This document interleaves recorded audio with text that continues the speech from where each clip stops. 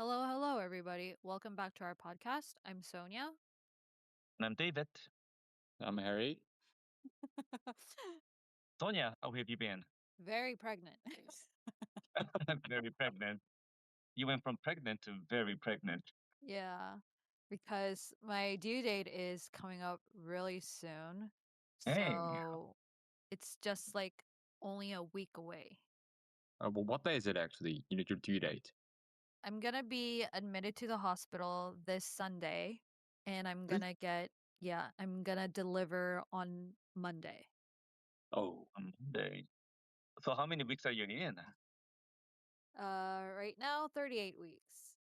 38. Dang, you made it all the way. Yeah, That's good. I'm so scared. I'm so terrified. What are you the most terrified of? Well, the surgery, of course. The doctor was kind of telling me scary stuff like if you give birth naturally, there might be a risk of heavy bleeding. And that probably means that, I don't know, I won't be able to survive it. I don't know. So, And because of that, they were recommending cesarean birth, right? yeah. Yeah, I'm so bummed. You wanted to give natural birth? Yeah, because one of my close friends told me that she gave birth naturally and it was like a miraculous experience. And since I'm an adventurous person, I also wanted to experience the same thing because only women can experience that, right? Mm, thank So God. C-section wasn't an option for me. So I'm really Mm. bummed right now. So prepping for today's podcast, I was looking up some stuff, doing some research, and it seems like in North America, it is possible for the husband to be in there when you get the cesarean done. But do you know if that's an option here in Korea? I have no idea. I didn't get the deets yet. People are asking me, "What time is the surgery?" I'm like, "I don't know." Actually, I'm going to go to the OBGYN next Wednesday. So I'm going to get all the deets then. So I don't know what's going Hmm. to happen yet. Yeah, I don't know if that's true though, because sometimes AI will tell you the wrong things, right? Because I would imagine that you're gonna be under anesthetic when you get that done, Yeah. cesarean, probably, right? Mm-hmm. Yeah. Anyhow, But I don't want my husband there. no. No, no. But I guess one upside is that you have the birth scheduled. So you can have your husband and your family, they can be there if that's what you want, like, in the hospital. Yeah. But I Yeah. just wanted to have that moment. Oh my gosh, my water broke. And then we run to the hospital and stuff like that in the movies. But I guess that's not going to happen. Why would you want that? I think that'll be so stressful. I just like things when they happen when I least expect them. I don't know. And you I'm want a to weirdo. experience it, huh? Well, how do you feel now? Are you feeling good, stable? Yeah, I am just a little heavy. I've gained a lot of weight. So Hmm. heavy. Yeah. Most of that's gonna be the baby. So, Yeah. I feel like the baby's stuck in my tummy right now. but that's good. Yeah, it sounds like you're doing well. hey, Sonia. So That's so awkward. during your pregnancy, did you have morning sickness? I would say that my morning sickness was pretty mild compared to the horror stories that I've heard of. Um, I guess I experienced morning sickness for just a week or so. First of all, I remember being bothered by my own saliva. I didn't really want to like swallow my spit. All of a sudden, it just tasted weird. And I didn't even want to like drink water for a week or so. I just Oh, hated the damn. smell and the taste, so I just went for orange juice only for a week. And one day, all of a sudden, after doing the laundry, I hung it in one of the rooms. And when I was in there to fold the laundry, all of a sudden I felt like I was gonna vomit because of the fabric softener, the smell of the fabric softener. Mm. And that was it. So I guess it was pretty mild compared to others. Yeah, that's Okay. good. Yeah, that sounds really good. Yeah. I was hella lucky. And do you guys have any, I mean, stories from your friends or your acquaintances about this morning sickness? Some crazy morning sicknesses you've ever heard? I just heard that they felt really nauseous. Hmm. So it was really hard for them to like eat anything, drink anything. And I heard that some people actually vomit. Right. Some people just can't stand some smells of some food. I mean, meat or some kind of stuff. Oh yeah. So my one of my friends told me that she couldn't even open her refrigerator because she felt like she was gonna throw up. Right. Some kimchi smells or other stuff, right? Yeah. And this is not a story from a close friend, but I saw this on the internet that sometimes the wives couldn't even stand the smell of their husbands. Oh, right. Right. I heard that also. Yeah. But I didn't experience that. Yeah, Lucky good for me. you. Yeah.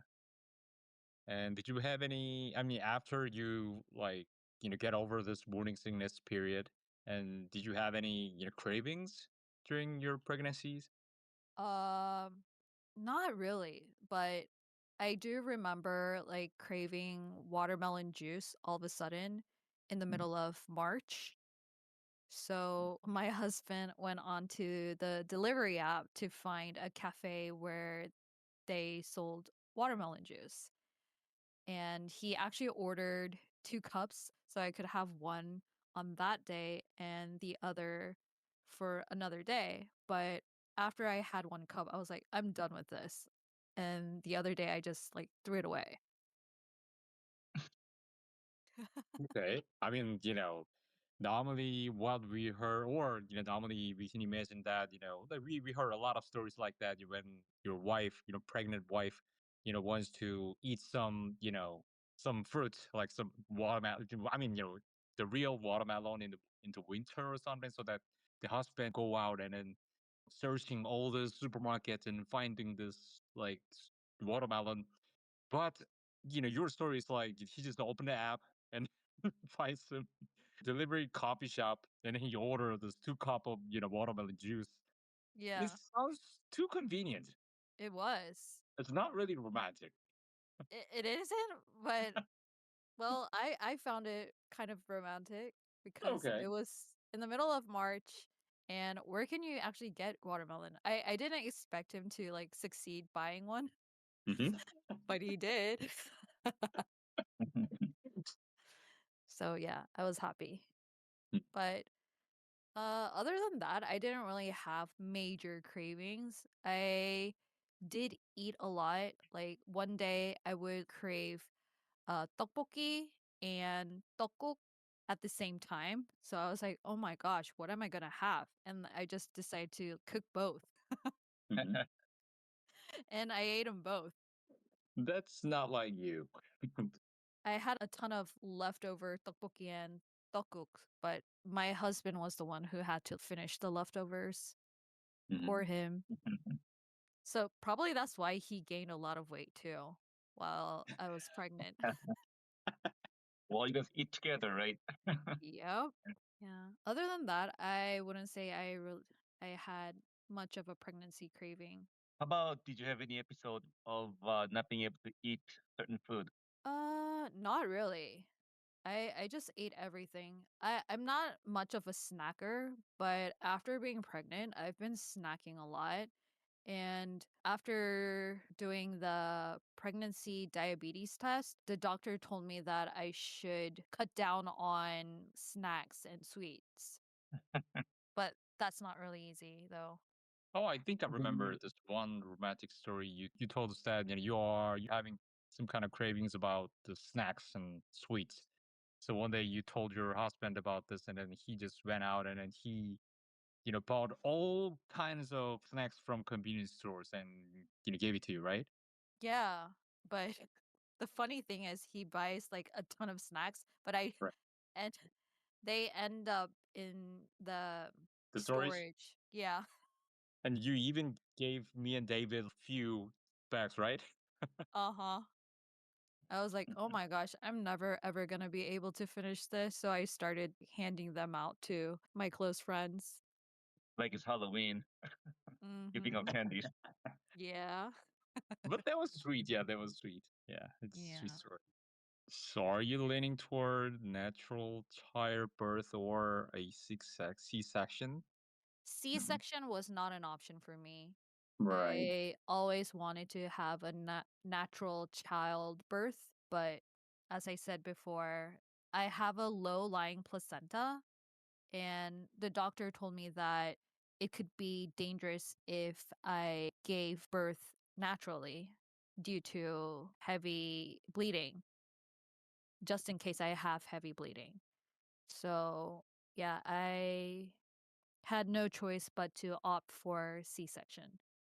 Mhm. But I found out that I had a low-lying placenta just a few weeks ago. So, yeah, it just happened like Yeah. that. On the positive side of things, it's good that you found out ahead of time, right? Instead of Yeah. as they got into the actual birth. So, Right. Mhm. So life doesn't go according to plan. That's today's lesson. well, but you may still have the chance to give natural birth if you were, if you plan on having a second child. Really? Because that's not what I heard. I heard that if you deliver by C-section once, Mhm. then you have no option but to just deliver by C-section for the second That's child. correct. Well, it's actually the likelihood. I've seen cases where they do natural birth after they having done C-section. Really? Oh, It's just that when you do C-section, it gives you gotta rehab your core, your muscles, and it is possible to rehab it if you know what to work on. Yeah, I've seen cases where this lady gave two births in C-section, and the third she was able to do natural birthing. mm. Wow. I hope that's me. Yeah, so it could be possible. That's music to my ears. So you're having things figured out. You already know where you're gonna give birth. You have all the appointments made. So what after the actual birth? Do you have that planned as well with the postpartum? So I think this might be just an Asian thing or probably a Korean thing. We have like a postpartum care center in Korea. So you can book the center for at least a week. And I don't know for how long you can like book the center, but I booked for 2 weeks and I heard that it's really amazing. It's luxurious. They pamper you with massages. They offer like yoga sessions and other activities that you can do. And that's where you learn how to take care of your baby, I think. Like doing the diapers and all that. Yeah. Hmm. But Yeah. one of the hardest things about, being in the postpartum center is what I heard is that, the nurses, they constantly ask the mothers the milking, like every time. I heard it's Um, not asking. Yeah, every Well, few hours wake you you up. have to wake Yeah, up. wake you up, drag you by the neck. Right. Just- really? yeah, they just come to your room and then you have to milk Oh my gosh. every few hours, every few hours. At the night or morning. Probably that's It's- why one of my friends said that she feels like she's a cow. right. Yeah, that's the thing. You have like 3 to 5 hours. You have to Right, wake right. up, get up. Oh my. But what I'm worrying about is that I'd rather stay at home than staying at a confined place. So I So hope I you're don't feel suffocated. Are you gonna bring some stuff with you to keep yourself occupied? Yeah, of course. I'm gonna have my laptop.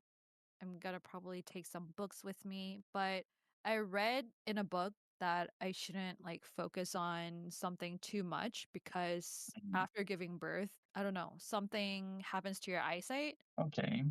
So I shouldn't focus or read too much. I would imagine that you might, I mean, you're gonna want to just look at your baby and yeah, just like spend time lying, next to the baby. Yeah, I'm gonna be staring at the baby all the time. Yeah, watching it squirm and grabbing your hand, your finger. Wow, that's gonna be so Magical. yeah. Yeah, And that I think that'll be awesome. mhm. And in Korea, we have a professional that actually comes to your homes and help you with the baby care and offer guidance.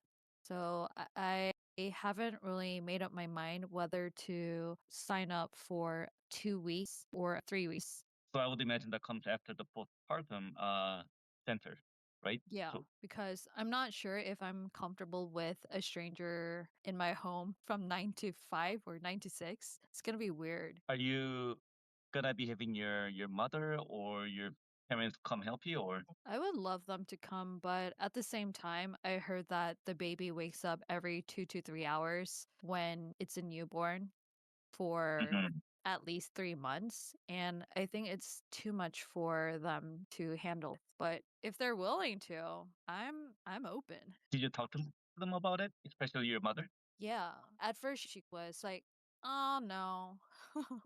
I'm not gonna help No. you out." But then a few days ago she called me like, "When should we go and help you out?"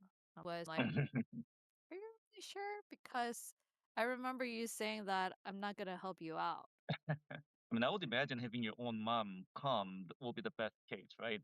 You said that you're not comfortable with a stranger being in your home, and yeah, I mean, you're gonna be the most comfortable with your mom there. But I even heard that there would be lots of conflict with your mom because we have like Mm. different kinds of values and they have their own ways of taking care of a baby, which is the old style. Mhm.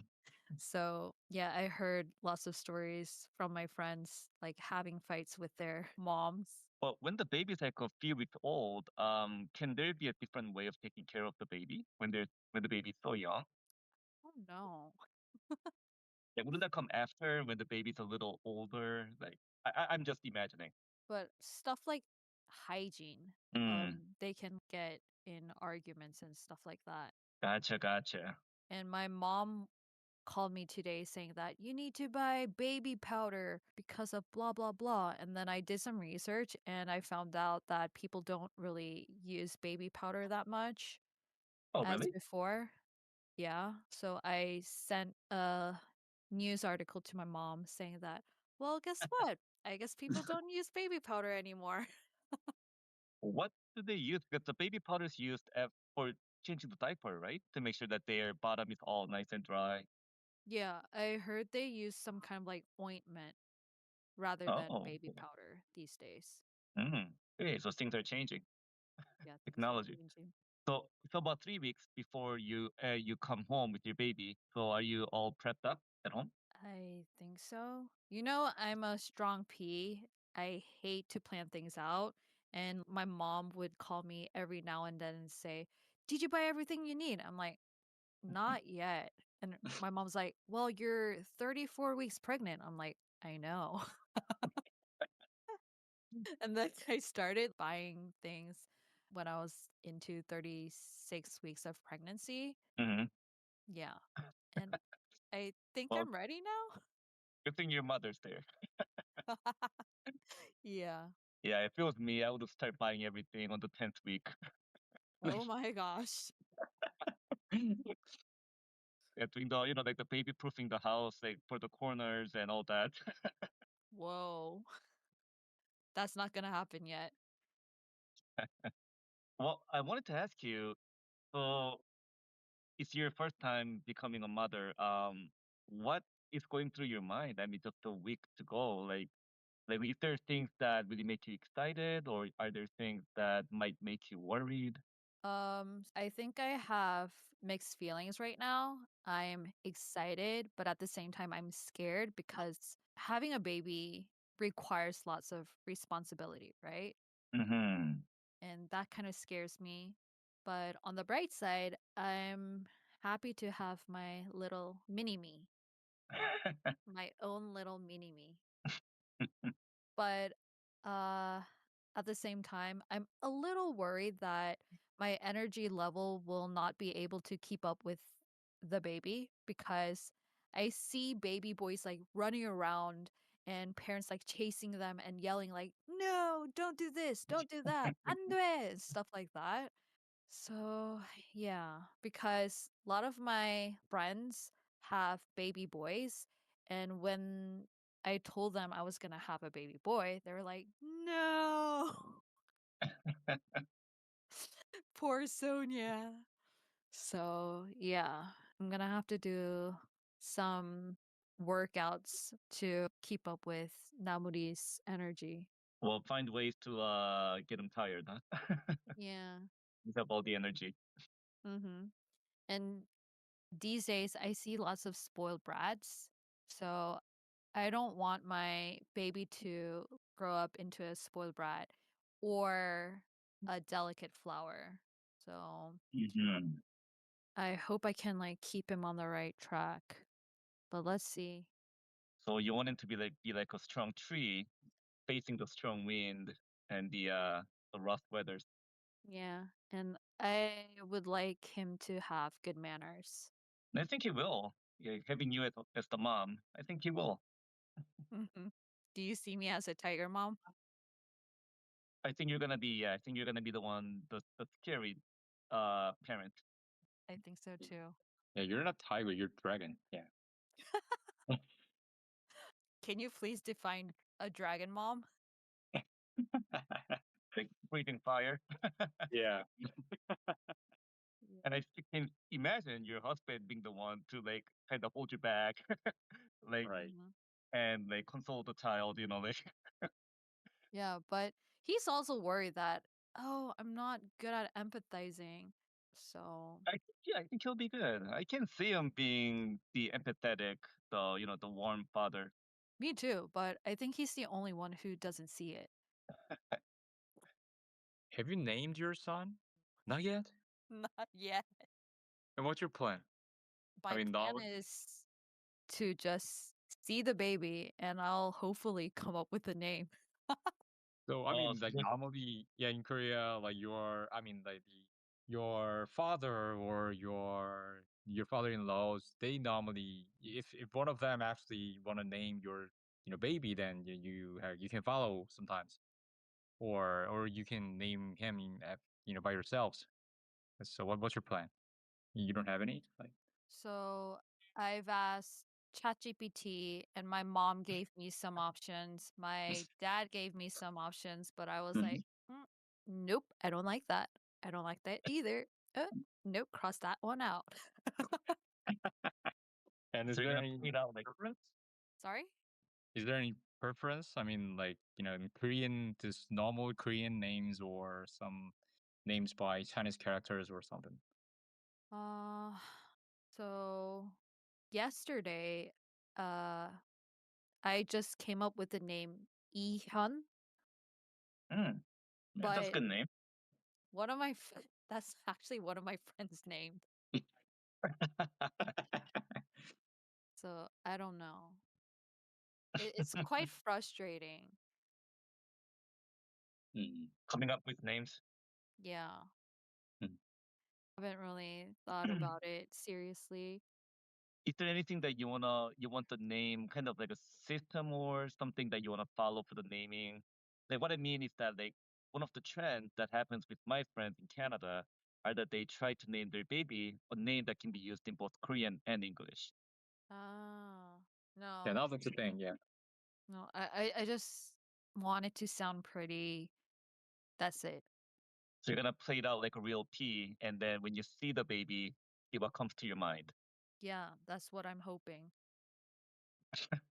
It'll be awesome if the first time you and your husband see the baby together, if you guys like blurt out the same name. Just from seeing your baby. Yeah, but think about the percentage of that to happen. This was pretty fun.